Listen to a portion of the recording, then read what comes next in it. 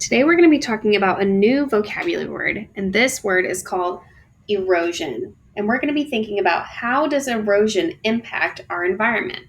So I've got some pictures for you all to look at.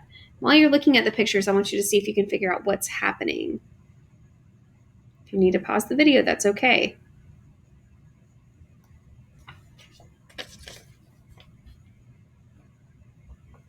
So while we're looking at these pictures, we're going to try to figure out the meaning of erosion. All of these pictures show an example of that. Just see if you can figure out what it might mean.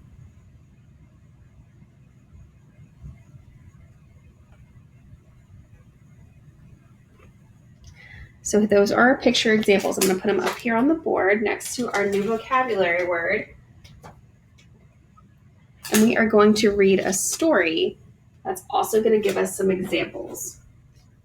When we're finished reading, we're going to talk about what we might think this word means and come up with a definition together.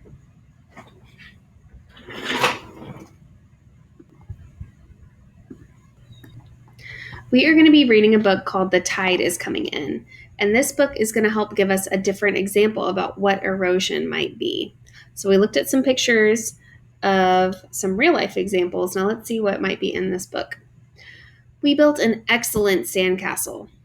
Go ahead and look at that sandcastle. What might make it excellent? Why do they think it's so good?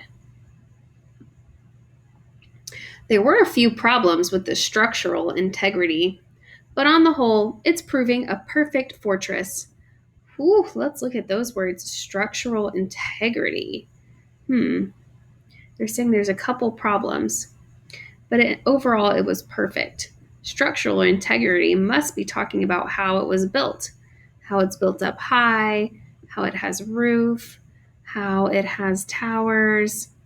I wonder what the structural integrity of sand might be. Do you think a sand castle is going to stay up very long?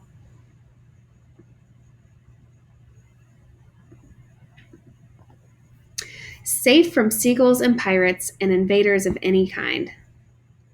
So the seagulls can't get into the sandcastle. Neither can any crabs. I wonder what invaders they might be trying to get in.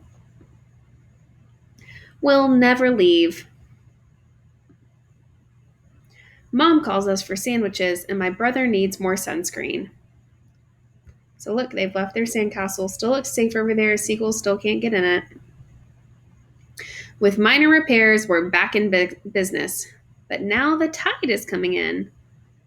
Uh-oh, look at what's happening to their sandcastle over here. It's kind of looking like some of the water is coming up closer to the castle. So it was safe from the seagulls, but the water looks like it might be hurting the sandcastle. The crab line cresting with each wave.